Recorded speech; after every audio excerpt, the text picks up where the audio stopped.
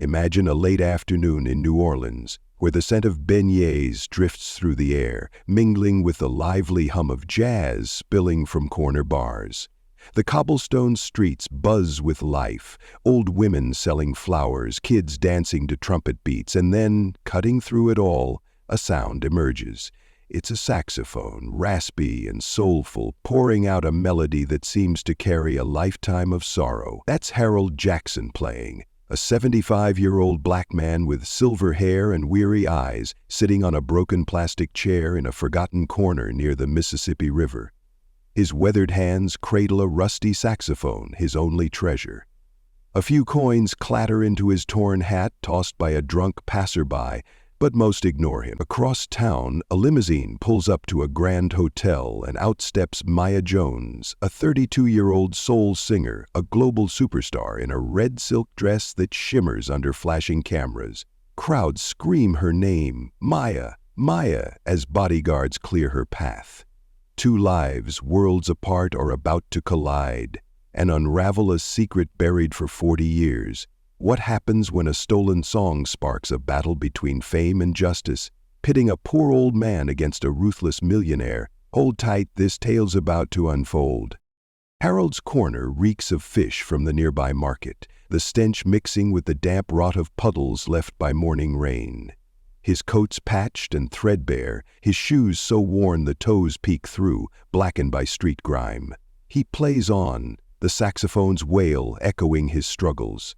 He lives in a shack near a dump, its roof leaking, its floor a muddy mess where rats scurry at night. Each day's a fight to scrape together coins for stale bread and cheap coffee, a ritual he's known since his daughter Lila died 38 years ago. She was 10, sick with fever, smiling weakly as he played for her, but he couldn't afford medicine. Her last words, "Daddy, it's so pretty," haunt him still. That loss carved a wound that never heals, a silent ache he carries through every note. Across the city, Maya steps from her limo, diamonds glinting on her neck, her hair cascading in perfect curls. She's just flown in from LA, where her $1 million mansion overlooks the Pacific, complete with an infinity pool and a closet stuffed with Chanel and Dior gowns. Her staff, chefs, assistants, stylists, cater to her every whim. She's sung for presidents, won Grammys, her voice a force that melts hearts worldwide. Yet, as she waves to the crowd, her eyes flicker to the city's edges, where poverty lingers like a shadow beneath her spotlight. Maya's stroll takes her past Harold's corner, her heels clicking on the uneven stones. She's dodging paparazzi when his saxophone catches her ear, a melody hauntingly familiar. It's River of Tears, the song that skyrocketed her fame, a soulful anthem she's belted out to millions. She stops, mud splattering her shoes, and approaches him. "That's beautiful. Where'd you get it?" she asks, curiosity softening her tone. Harold pauses, his deep eyes meeting hers through the dim light. "Didn't get it, miss. It's mine. Wrote it 40 years back. Grayson Records stole it from me."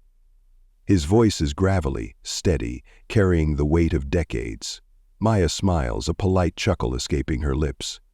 She figures he's an old dreamer spinning tales, but as he picks up his fallen coins with trembling hands, 2 nickels and a dime rolling into a puddle, she feels a pang of pity. "You serious?" she presses, tilting her head. He nods, unflinching. "True as I'm still breathing." A gust scatters his coins again, and he scrambles after them, clutching his sax like a lifeline, his frail frame bending against the wind. She watches, unsettled, his words sticking like burrs as she heads back to her hotel, the roar of her fans fading behind her. Night falls, and Harold sits under a flickering street lamp, a nylon bag of stale bread scraps beside him on the cracked pavement. He rests the sax on his lap, fingers tracing its rust, remembering Lila's last smile, her faint, "Daddy, it's so pretty," before she slipped away in their tiny, drafty room. "Sorry, baby," he mutters, a tear streaking his weathered cheek, glistening in the weak light. Meanwhile, Maya's in her limousine, the glow of her phone lighting her face as it hums with notifications. She's texting her manager about the charity concert, but Harold's claim gnaws at her like a splinter under a nail. "I wrote it for my girl, hoped to sell it for medicine money," he'd said, his voice breaking slightly. "They gave me $20, laughed, said a poor black man ain't got no talent." She'd handed him $20 before leaving, a small kindness, but his eyes, deep, unyielding like a riverbed holding secrets, stick with her. She pulls up her Grammy performance of River of Tears on her phone, the applause roaring through the speakers, a sea of adoration washing over her 3 years ago. Tonight, it doesn't thrill her. The melody blends with Harold's sax in her mind, and doubt creeps in, cold and sharp. "What if he's telling the truth?" she whispers, closing her eyes as the limo glides through the glittering city, her reflection in the window a mask of unease. Something's shifting inside her, a crack splintering the foundation of her stardom. Morning breaks, and Maya wakes in her 5-star suite, sunlight streaming over white leather sofas and a crystal chandelier that scatters rainbows across the room.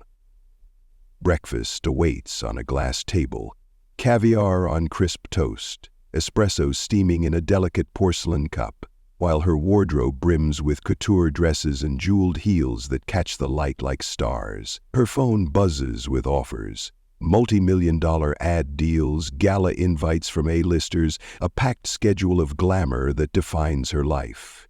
She's used to late-night parties in L.A., champagne flowing like rivers, private jets whisking her to sold-out shows where fans chant her name. But today Harold's tune haunts her, a ghost note lingering in her ears. She calls Clara, her old high school friend who works at the local music library, her fingers tapping nervously on the table. "I need a favor," she says, urgency tightening her voice. "An old guy, Harold Jackson, claims River of Tears is his. Can you check?" Clara laughs over the line, her voice crackling with disbelief. "You're nuts, Maya, ditching celebrity dinners for some street singer's story?" Maya doesn't laugh back, her jaw set. She drives to the library, a crumbling building with peeling walls and the musty smell of old paper hitting her as she steps inside. Clara digs through dusty cassette shelves, muttering, "This is crazy," until she pulls out a box labeled Harold Jackson 1985. They play it on a creaky old machine, and a young Harold's voice fills the room, soulful, raw, singing River of Tears note for note, each lyric a mirror to Maya's hit. She collapses onto the dusty floor, hands clutching her head, heart pounding like a drum against her ribs. "Oh, God! He's telling the truth," she gasps, her world tilting as the realization sinks in, heavy and inescapable. That afternoon, Maya drives to Harold's shack, her heels sinking into the muddy path as she navigates the stench of the nearby dump. The roof sags, dripping water onto a dirt floor littered with broken boards and puddles. Inside, a rickety table wobbles under its own weight. A single chair leans broken against the wall, and a faded photo of a smiling black girl, Leela, hangs on a string, swaying slightly in the draft. Harold sits there, gaunt hands cradling his sax, eyes lost in memory, staring at the photo as if he could will her back. He lives on scraps, scavenging trash for crusts of bread or half-rotten fruit, sleeping with his sax to fend off the chill that seeps through the walls. Maya steps in, clutching the cassette, her breath catching at the sight of his poverty. She plays it, and Harold's younger voice echoes through the shack, vibrant and alive, a stark contrast to the frail man before her. He freezes, tears tracing lines down his wrinkled face as he hears himself from 40 years ago, a time when hope still flickered. "That year, my girl was sick," he rasps, voice cracking like dry wood. "I wrote River of Tears to sell for medicine money. Took it to Grayson Records, scribbled on bread wrapping 'cause it's all I had. They gave me $20, laughed in my face, 'Get out, you filthy black trash.' Then they stole it, made millions while my Lila died 'cause I couldn't pay for pills." His voice breaks, fingers brushing the photo as if touching her cheek, a sob choking him. Maya kneels beside him, eyes red, her diamond necklace glinting absurdly in this hovel. "I'm so sorry. I didn't know," she whispers, gripping his hand, its calluses rough against her soft skin. He looks at her, softening through his tears. "Ain't your fault, miss, but if you can..." Let me tell my truth just once. She nods, her voice stealing with resolve. I'll make it right, I promise. His pain ignites a fire in her chest, a vow burning through her guilt and fear, binding her to this broken man and his lost dream. Back at her hotel, Maya steps onto the balcony of her suite, the city's lights twinkling below like a sea of stars, the Mississippi flowing silently under the night sky. Her room glows with luxury. Picasso paintings adorn the walls, couture gowns hang ready for the concert, jazz drifting softly from high-end speakers. But the air feels thick, oppressive. Her phone pings, her manager's text, "Don't mess up before the show, Maya." Fame's everything. She pulls the cassette from a drawer, fingers tracing its faded label, the weight of Harold's story pressing down on her. She calls Clara, voice trembling slightly. "If I fight for Harold, will anyone believe me?" Clara sighs, her tone heavy. "You'll lose it all, contracts, your mansion, everything. Grayson's ruthless, Maya." She stares out, rain tapping the glass in a slow, mournful rhythm, picturing Lila fading away in Harold's arms, his patient eyes begging for a shred of justice. Her chest tightens, guilt and duty warring inside her like a storm. The phone buzzes again. More warnings, more pressure from her team piling up like bricks on her shoulders. But she clenches the cassette, stepping outside as rain streaks her face, soaking into her silk robe. "I can't live with this lie," she murmurs to the wind, her words swallowed by the downpour. The decision hardens in her, a beacon piercing the tempest of doubt, lighting a path she knows she must take, no matter the cost. Victor Grayson sits in his LL skyscraper office, king of Grayson Records, ruling from a throne of glass and steel. The walls are floor-to-ceiling windows offering a panoramic view of a city he believes bends to his will, lights twinkling below like subjects at his feet. His redwood desk gleams, cluttered with Cuban cigars, each worth a small fortune, their smoke curling upward in lazy spirals of arrogance. A humidor of polished mahogany sits to his right, stocked with rare blends he smokes to celebrate his victories. Victories like the millions he's made off River of Tears. Framed photos line the walls. Victor shaking hands with pop icons, grinning beside senators, his arm around a former president at a gala. Each a trophy of his dominance.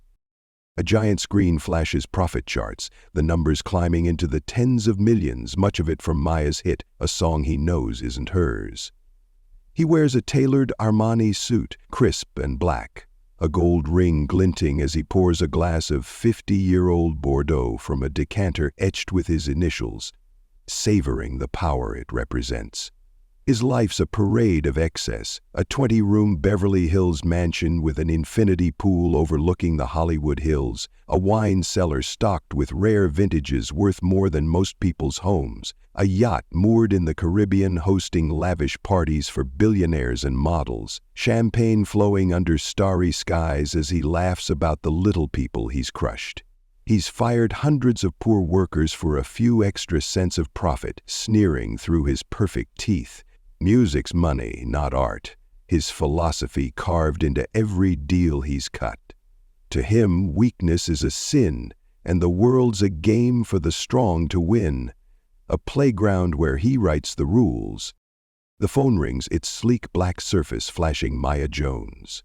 Victor smirks, leaning back in his leather chair, the city's glow bathing him in a halo of self-assurance.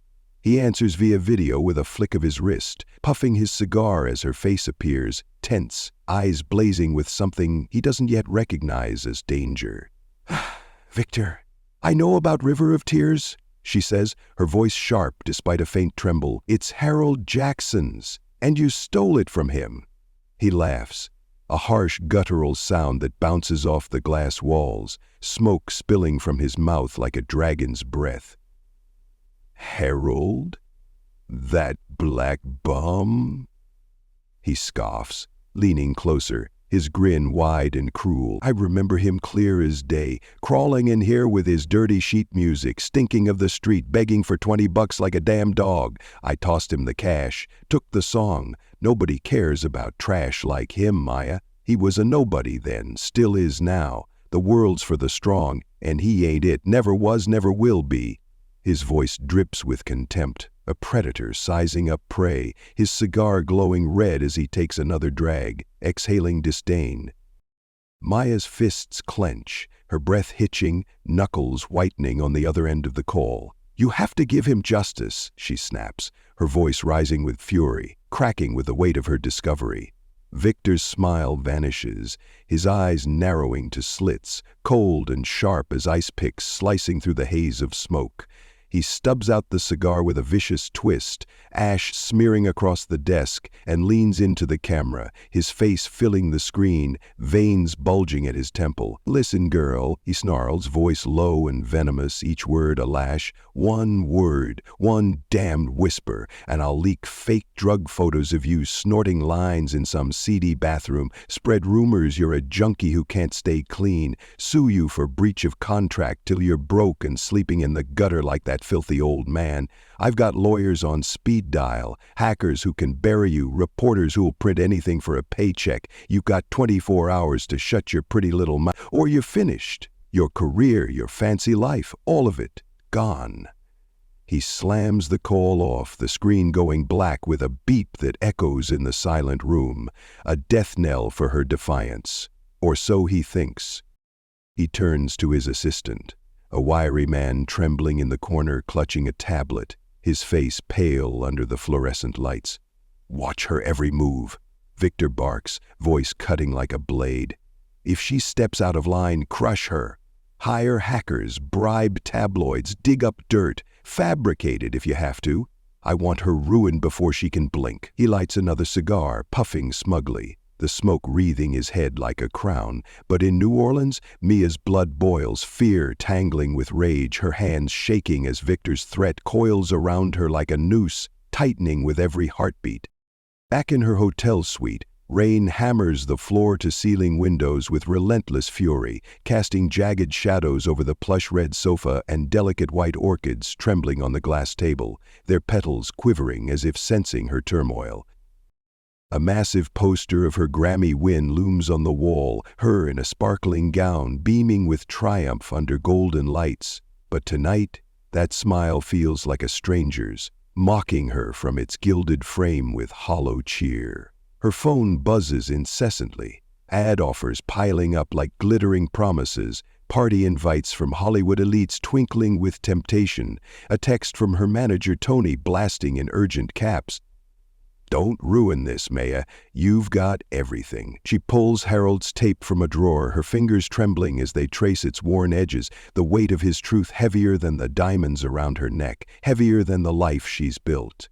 She presses play, and his young voice spills out, soulful, desperate, every note of River of Tears a dagger twisting in her gut, a reminder of the empire she's unwittingly constructed on his stolen dream, a dream that cost him everything while she basked in applause.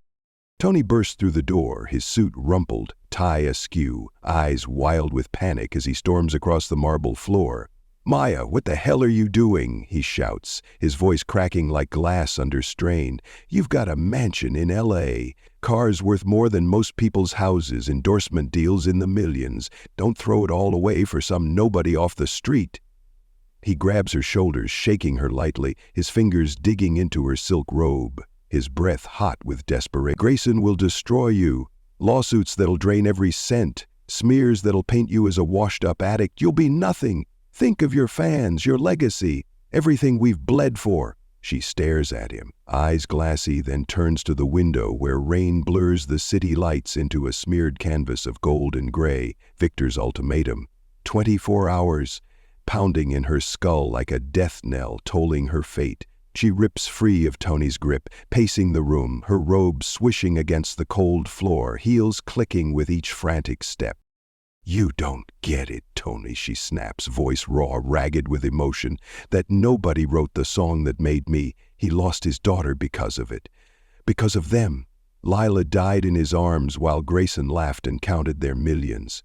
She stops, chest heaving, her breath coming in short, sharp gasps, and plays the tape again, Harold's voice filling the suite like a ghost demanding reckoning, its purity clashing with the opulence around her. Tony sinks onto the sofa, running a hand through his thinning hair, his face crumpling as he watches her unravel. "You're insane," he mutters, voice hollow. "You'll lose the sponsors, the world tour. Everything we've worked for, gone in a heartbeat. Grayson's got power you can't touch. He'll bury you, Maya." She turns away, stepping onto the balcony, rain soaking her robe instantly, plastering her hair to her face like a dark veil. She clutches the railing, the cold metal biting into her palms until her knuckles whiten, and sees Harold's shack in her mind, him shivering under a leaking roof, clutching his sacks as rats gnawed at his scraps, Lila's tiny body fading in his arms while Grayson's executives toasted their theft with champagne.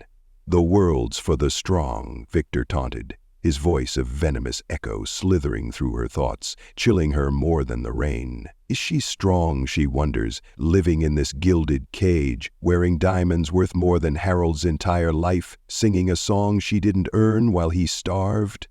Tears mix with rain, streaming down her cheeks in hot rivulets, her sobs swallowed by the storm's howl, her body shaking as guilt and rage collide within her.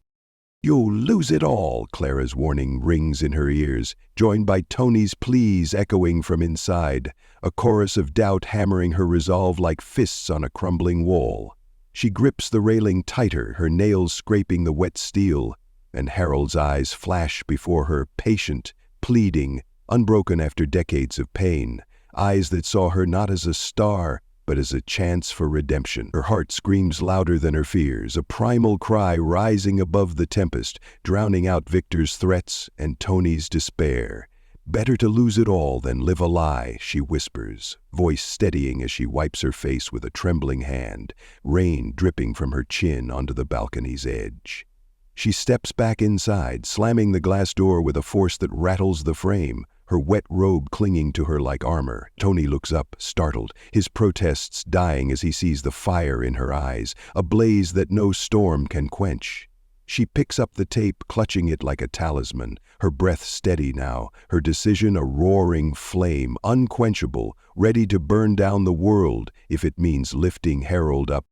Under New Orleans' relentless drizzle, Harold huddles at his familiar corner, a torn nylon tarp sagging above him, useless against the cold drops slicing through the air like tiny knives. His soaked coat clings to his frail frame like a second skin, the rusty sacks cradled in his arms glistening with wet streaks that catch the faint street lamp glow. The lamp flickers, casting his shadow long and lonely across the cracked pavement, a silhouette of endurance etched against the night. He doesn't play tonight. His heart's too heavy, burdened by thoughts of Maya, a woman he barely knows yet feels tethered to by fate. He knows she's a star, a beacon in a world far beyond his reach, shining in a sky he's never touched. And he knows she risks everything, her fame, her fortune, to lift him from the mud he's sunk in for decades.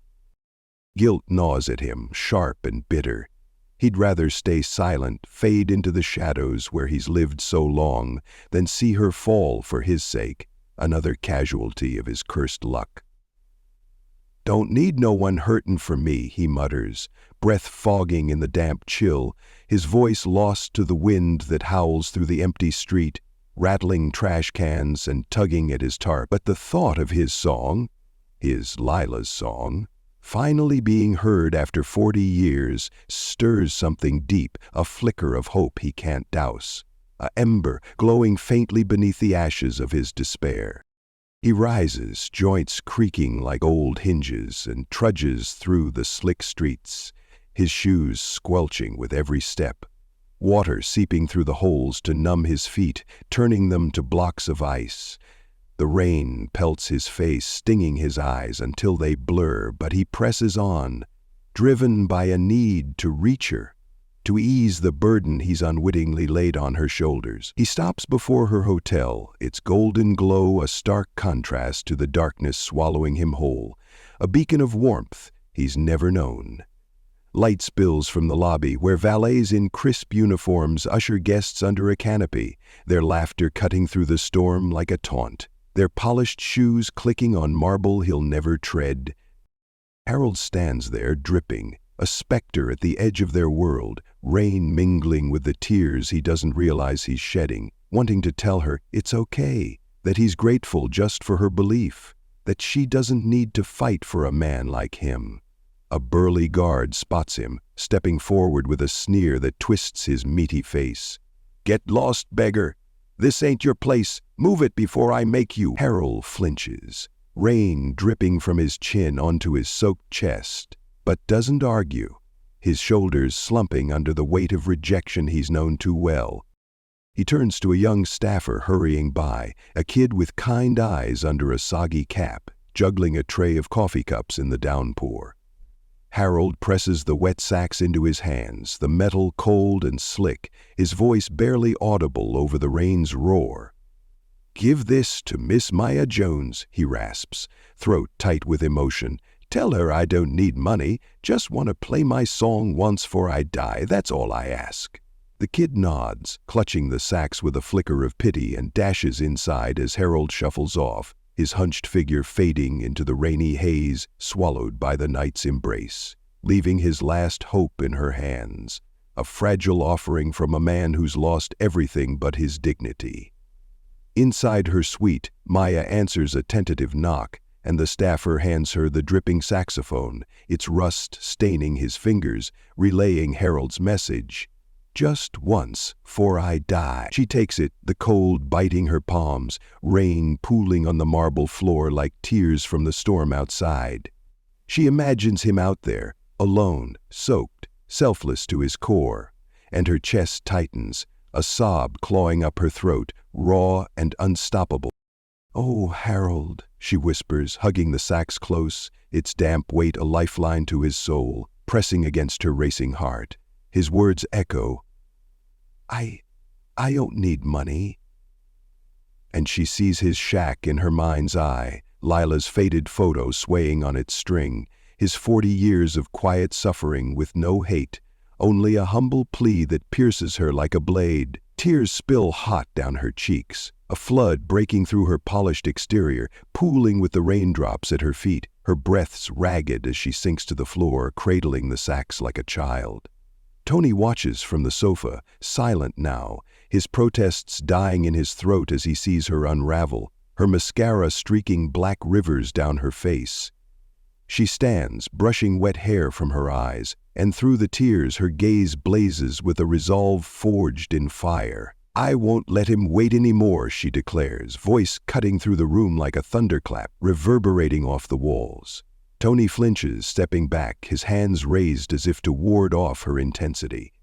The rain drums on outside, a relentless beat blending with the phantom wail of Harold's sax in her mind, a call to arms she can't ignore, propelling her toward the fight of her life with a ferocity she didn't know she possessed.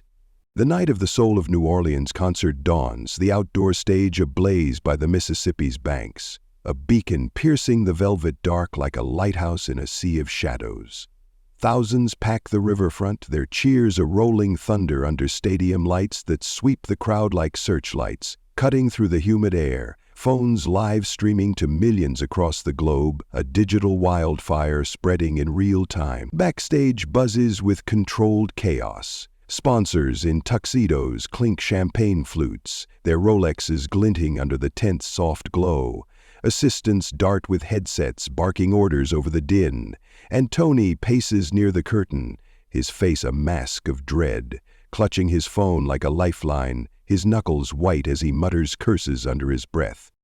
A towering screen overhead blazes Maya Jones, Queen of Soul, her name a crown she's worn for years, now teetering on the edge of collapse. She steps out, white silk gown flowing like liquid starlight, dazzling under the spotlights that bathe her in a halo, her presence commanding silence before the roar erupts, a tidal wave crashing over the shore. "Maya! Maya! Maya!" the crowd chants, their voices a pulsing heartbeat, shaking the ground beneath her feet. She smiles, but it's strained, lips trembling, hiding the tempest brewing inside, a storm ready to break. She grips the mic tightly, its cool metal grounding her, the cassette and Harold's sax stashed backstage in her coat pocket, a secret ticking like a bomb primed to detonate. She begins River of Tears, her soulful voice wrapping the audience in a velvet embrace, each note a thread pulling them deeper into her spell, a siren's call they've loved for years. The band hums behind her, strings and drums weaving a tapestry of sound that's carried her to fame, their rhythm steady as a heartbeat she's always trusted. Halfway through the chorus, her voice falters. She stops dead, the last note hanging in the air like a held breath. The music cuts off abruptly. The mic drops to her side with a soft thud against her thigh, and silence crashes over the crowd, shock rippling through them like a stone shattering still water. Gasps rise, a murmur of confusion swelling. Parents shush kids, teens lower their phones, staring wide-eyed. Tony hisses through her earpiece, his voice cracking with panic.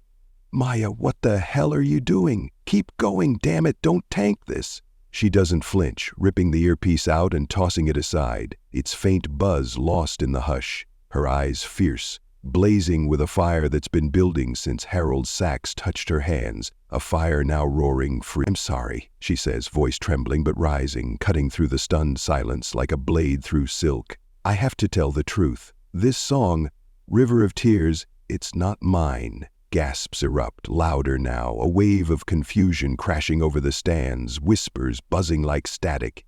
What's she saying? Is this a stunt? She presses on, stronger now, her voice steadying with each word. "It belongs to a man whose dream was stolen, forgotten for 40 years. Harold Jackson." She turns to the wings, her breath catching in her throat, her pulse hammering as she calls into the dark. "Mr. Harold, please come up here." From the shadows, Harold shuffles out, hunched and slow, his soaked coat dripping from the earlier rain, leaving a glistening trail on the polished stage like breadcrumbs from his world to hers. His hands clutch the rusty sax, fingers gnarled and trembling, his silver hair wild under the searing lights, face etched with decades of hardship, lines carved by hunger, loss, and resilience. The crowd stares, bewildered. Some whisper, "Who's that old guy?" while others lift phones, capturing the surreal moment, lenses zooming in on his ragged figure. A kid in the front row nudges his friend. "What's going on?" as an older woman clutches her purse, frowning, unsure whether to clap or wait. Tony lunges toward the stage edge, his voice frantic in the discarded earpiece now lying useless backstage. "Maya, stop this now. You'll lose everything. Sponsors, deals, your career's done, you hear me?" She ignores him, facing Harold, her gaze locking with his as he steps into the light, blinking against its harsh glare. His eyes shine with a mix of fear and pride, a man stepping into a spotlight he's never known, his breath shallow, ragged from the climb up the steps. "You deserve the world to hear your song," she says, her voice breaking with emotion, loud enough for the mic to carry it to every corner of the sprawling crowd. Her words a lifeline thrown across the chasm between them. The audience shifts, tension crackling like static in the humid air, waiting for what comes next, their collective breath held as if sensing history unfolding. Harold stands center stage, the lights blazing down, bathing him in a glow that makes his silver hair shimmer like a halo, his weathered face a map of resilience under the unforgiving glare, each wrinkle a testament to battles fought and lost, until now.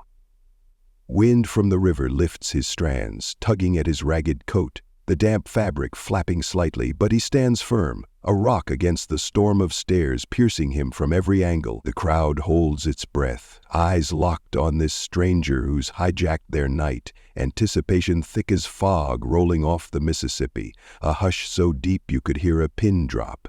He lifts the sax, hands shaking, not just from age, but from the weight of 40 years pressing down, the weight of Lila's memory whispering in his ear, the weight of a dream he thought dead, buried under Grayson's greed. He takes a shaky breath, closes his eyes for a moment as if summoning her. Lila's face, her frail smile, and blows. A raw, haunting sound spills out, the original river of tears, rising from the battered horn like a phoenix from ashes. Its first notes, ragged but growing stronger, a cry from the depths of his soul. It's his life in music, Lila's fevered cries as he played for her on a sagging cot. nights of hunger by the dump shivering under a tarp, the sting of Grayson's laughter as they stole his soul with a flick of a pen and a sneer. Each note bleeds sorrow, pride, defiance. "I'm here, this is mine," it screams.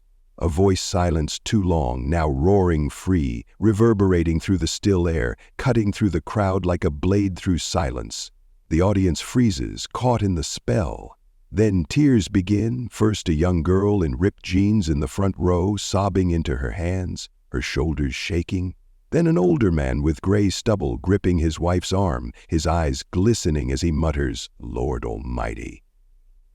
A mother pulls her son closer, wiping her cheeks, while a group of teens lower their phones, mouths open, tears streaking their faces as the melody hits them like a wave. Maya watches, tears streaming down her own face, unashamed, her heart pounding in rhythm with Harold's melody, her breath hitching as she feels his pain and triumph in every trembling note. She steps forward, snatching the mic from the stage floor, and joins him, her voice weaving into his sax like a lifeline tossed across decades, a golden thread stitching their fates together. Her soulful power lifts his lament, their duet a cry of justice soaring into the night, a bridge between his past and her present that transcends the stage, reaching into the hearts of thousands. Her voice, rich, resonant, aching, melds with the sax's wail, amplifying his story, turning his whisper into a roar that echoes beyond the river, beyond New Orleans, into the world watching through glowing screens. The crowd explodes, applause thundering like a storm breaking, shaking the metal stands, shouts of "Harold! Harold!" mixing with sobs and cheers, a cacophony of awe and fury. Phones flare across the stands, justice for Harold rocketing to global trends in minutes, tweets and posts flooding the internet. "Who is he? She's giving it back. Grayson's done." A digital tidal wave crashing across continents.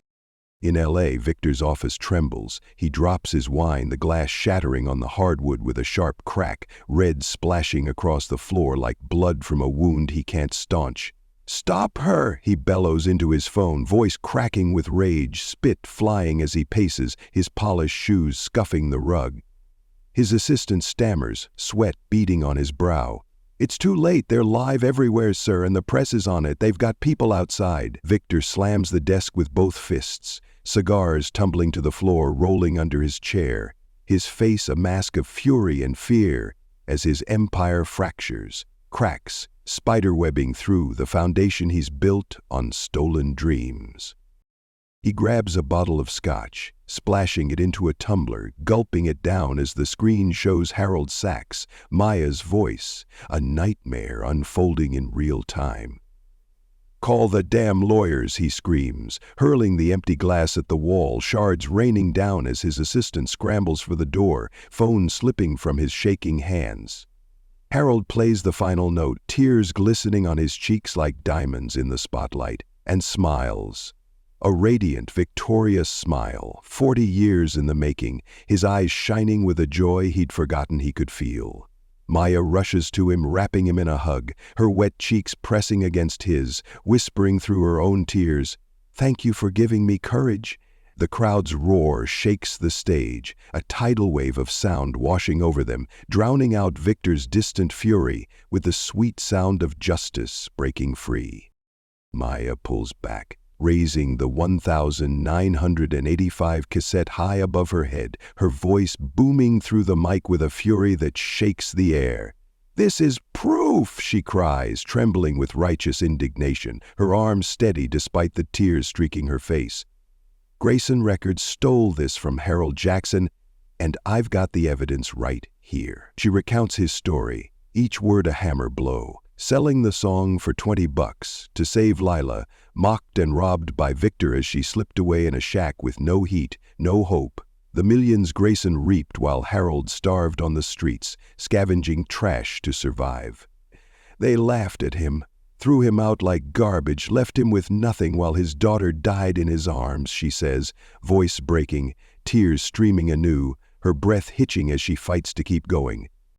The crowd roars, "Justice! Justice!" A primal chant shaking the night, fists pumping in unison, a sea of anger surging against the shore of Grayson's crimes.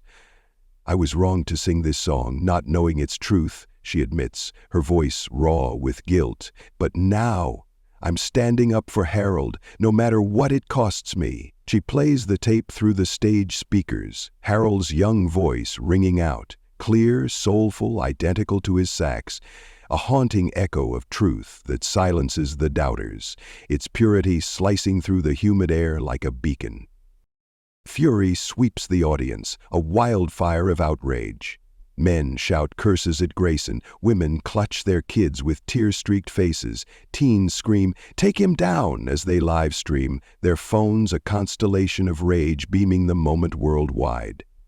A reporter interrupts on a news feed, voice urgent over the chaos, cutting through local broadcasts with breaking news. "We've received leaked files from a Grayson insider.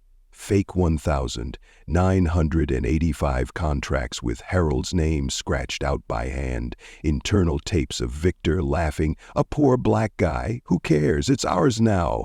The evidence is undeniable. Grayson Records built its fortune on theft."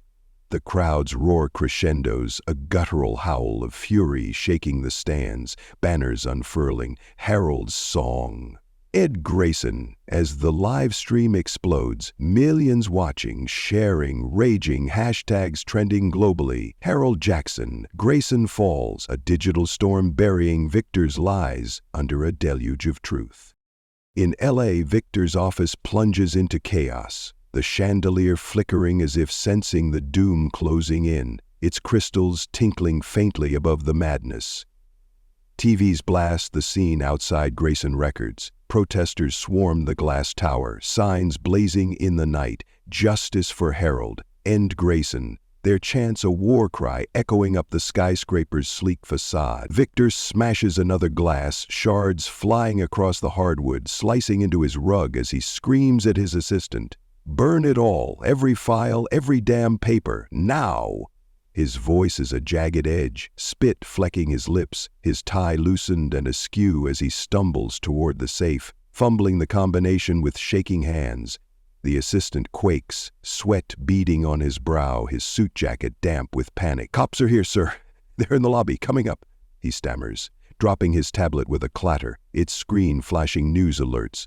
Grayson arrest, imminent. Sirens wail, piercing the building, drowning Victor's shouts, their shrill pitch a death knell for his reign. The office door bursts open with a bang, police storming in, badges flashing under the fluorescent glare, guns drawn and steady, boots thudding on the polished floor. "Victor Grayson, you're under arrest for fraud, intellectual property theft, and forgery." An officer bellows, voice cutting through the cigar smoke like a guillotine, his face grim as he steps forward. Victor grabs a cigar from the desk, hands shaking so hard ash spills onto his $1,000 rug, staining it gray, a pathetic last grasp at control. "You can't do this! I'm Victor Grayson," he shrieks, voice shrill with desperation, rising to a pitch that cracks mid-sentence, his eyes darting wildly as if searching for an escape that doesn't exist. They cuff him, metal clicking tight around his wrists with a finality that echoes in the room, the sound sharp against his ragged breathing. They drag him out, his suit wrinkling under their grip, hair wild and plastered with sweat, past flashing cameras and a jeering crowd gathered below. "Thief! Rot in jail!" Their voices a chorus of retribution rising up the building's glass walls. His office is sealed with yellow tape, accounts frozen mid-transaction, yachts seized by dawn. His luxury collapses like a house of cards caught in a hurricane, debris scattering in the wind of his downfall. On stage, Harold steps down, his legs shaky but his spirits soaring, hugging Maya tighter, tears flowing freely down his weathered cheeks, glistening like stars under the lights. "You gave me the world, girl. I've waited too damn long," he rasps, voice thick with gratitude, cracking with the weight of a lifetime lifted. She smiles, relief washing over her like a warm tide, her own tears mingling with his as she presses her forehead to his. The crowd's applause deafening the night, a symphony of triumph that shakes the riverbank. The air crackles with their energy, a collective catharsis as justice breaks through the decades of silence, a moment neither will ever forget. In a New Orleans courtroom days later, justice shines bright under the glare of fluorescent lights, the room hushed as the judge slams the gavel, voice resolute and unwavering, cutting through the tension like a blade. Victor Grayson, guilty of fraud, theft, and forgery, 20 years without parole. Grayson Records is hereby declared bankrupt, all assets seized for victim restitution, she declares, her words a hammer striking the final nail in Victor's coffin. He's led away, wrists bound in steel, once pristine suit tattered and stained, snarling through gritted teeth. "I'll be back. You'll all see." His voice echoes hollowly down the hall as cameras catch his fall, lenses zooming in on his haggard face. Headlines scream across every outlet, from tycoon to felon, Grayson's empire crumbles. Police raid his office in the following hours, cracking a hidden safe stuffed with forged contracts. Not just heralds, but dozens of poor artists, robbed over decades, their dreams crumpled in yellowed files. A whistleblower testifies, voice steady under oath, her hands clasped tightly as she faces the judge. He called them trash, worthless nobodies, ordered Harold beaten and tossed onto the street in '86, left him bleeding with a broken sax while they laughed over scotch in the boardroom. The courtroom gasps, jurors shaking their heads, a murmur of disgust rippling through the gallery. Harold's awarded full River of Tears royalties, $8 million over 40 years, interest swelling the sum from Grayson's ill-gotten gains, a fortune built on his pain now returned to him by law. Victor's empire crumbles into dust. His Beverly Hills mansion auctioned off to the highest bidder, its infinity pool drained and cracked, his yacht confiscated and towed from its Caribbean dock, his bank accounts frozen mid-transfer, leaving him with nothing but a prison cell. He rots in a cramped gray box, the walls closing in, choking on stale bread and watery soup, a bitter echo of Harold's past, a karmic reversal that tastes like ashes in his mouth. His mugshot splashes across tabloids, eyes sunken, hair greasy, a shadow of the titan he once was, mocked by the world he thought he ruled. Harold doesn't hoard the millions, his heart too big for greed. He pours $5 million into Soul Haven, a school for poor black kids in New Orleans, white walls gleaming under the Louisiana sun, a playground shaded by sprawling oaks where laughter rings out, classrooms alive with saxophone trills and drum beats, a sanctuary for the dreams he once lost. With the remaining $3 million, he buys a cozy house on a quiet street, red-tiled roof catching the dawn, a garden blooming with magnolias he plants for Lila, their white petals a tribute to her memory, a kitchen wafting beignet scents that fill the air with warmth. No more hunger gnaws at his belly, no more leaks drip through his nights. His shack's a distant nightmare replaced by a home where the floors don't creak with rot. Neighbors visit with homemade pies and warm smiles. Kids from the school run up calling him Mr. Sax, their small hands tugging at his coat as they beg for stories, their laughter a balm to his scarred soul.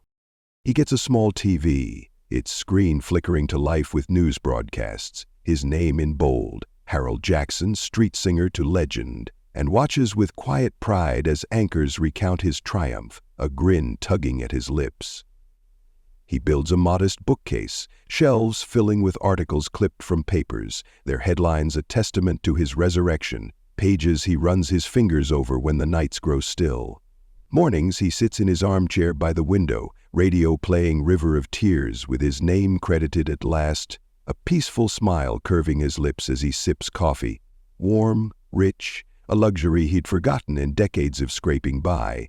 He tends his garden in the afternoons, hands deep in soil, planting seeds that bloom into flowers Lila would have loved, whispering to her as the sun dips low, "This is for you, baby." Evenings he sits on his porch, rocking gently, watching the neighborhood kids play, their shouts mingling with saxophone notes drifting from Soul Haven, a sound that wraps around him like a hug from the past. Maya visits one crisp morning, gifting a gleaming new sax, its polished surface a stark contrast to the rusty one he'd carried so long. He greets her with fresh beignets, their sugary aromas spilling from his kitchen, rasping with a grin. "I ain't hungry no more thanks to you, girl. Got a full belly and a full heart now." They sing Saxophone Man, her new tribute to him, at Soul Haven, kids joining in a joyful chorus that echoes through the oak trees, their voices a tapestry of hope, weaving Harold's legacy into the future. The concert fallout costs her big contracts. Luxury brands like Gucci and Rolex drop her overnight, their emails curt and cold. But fans rally fiercer than ever, a tidal wave of support crashing over the loss. Maya and Harold trends for months. Her charity shows pack tens of thousands into sweaty, cheering venues. Her album River Runs On, inspired by Harold, tops charts with songs that bare her soul, not her shine. Letters flood her mailbox, scrawled by hands young and old. "You're our hero for standing up. She showed us what guts look like." She sells some gowns, downsizes her LA glitz, but gains a legion who love her heart. Their roars at her shows drowning out the silence of lost sponsors. "You gave them a future," Harold tells her one day, beaming at the kids as they play his old sax, his eyes bright with tears of joy, his hand resting on her shoulder like a father's. She nods, hugging him, her own tears falling onto his coat. "And you gave me a purpose, Harold, something bigger than fame." One quiet afternoon months later, Harold rests in his garden, sunlight filtering through the magnolias he planted, their petals a tribute to Lila swaying gently in the breeze like whispers from her spirit. Soul Haven hums nearby, kid saxophones echoing his legacy through the warm air, a sound that warms his weary bones, soothing the aches of age. He holds her framed photo, now in a polished wooden frame he bought with his first royalty check, whispering, "I did it, baby." His fingers tracing her smile, feeling her presence in the flowers around him. The music lulls him, a lullaby from the school carrying him back to those nights he played for her, and he drifts off, smiling softly, eyes closing forever in a peace he'd chased for decades, his breath slowing until it stops, a final note fading into silence. Maya, mid-recording in LA, chokes on River of Tears when the call comes, Harold's gone, found, still in his chair, photo clutched to his chest. She drops the mic, her voice breaking into a sob, and rushes to New Orleans, tears blurring the highway as she drives, the song unfinished behind her. She holds a simple funeral under a red sunset, the sky bleeding crimson over a small graveyard, Harold's old sax resting on his grave beside a stone reading, "Harold Jackson, Man of the River." A handful attend, neighbors with bowed heads, kids from Soul Haven holding flowers they picked, their small faces solemn. But millions watch online, a live stream flooding with hearts and prayers, virtual flowers piling up from strangers moved by his story. Maya weeps openly, kneeling by the grave, whispering, "Thank you for teaching me to sing with my heart, to live with my soul. I'm who I am because of you." She sings River of Tears, voice trembling but strong, mingling with the wind rustling the oaks and distant school melodies. Harold's song eternal, a thread tying past to present. She hosts a memorial concert days later, the stage packed with local artists joining her, their voices rising in tribute, raising funds to expand Soul Haven with a new wing, Lila's wing, she calls it. His royalties secured for kin found through the press, distant cousins who weep when they hear his tale. In her memoir, released a year later, she writes, "That night saved Harold and me. I'm bigger now, but better because of him. A man who showed me courage isn't loud, it's quiet, steady, unbreakable." Her career soars, fans packing arenas to hear her truth, their cheers a testament to her heart over her glitz. "He's why I'm here," she tells them, voice echoing over thousands, seeing his eyes in theirs, a legacy of justice, kindness, and a song that refused to fade. And so Harold's story ends. But its echoes linger, a reminder that even the smallest voice can shake the world when amplified by courage and kindness.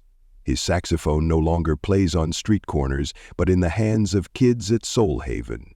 It sings on, a melody of resilience that outlasts greed, a testament to the power of standing up, no matter how late the hour. Maya's spotlight shines brighter not from fame's glitter but from the light she borrowed from Harold, a light that proves justice isn't just a word, it's a fight worth waging, a song worth singing.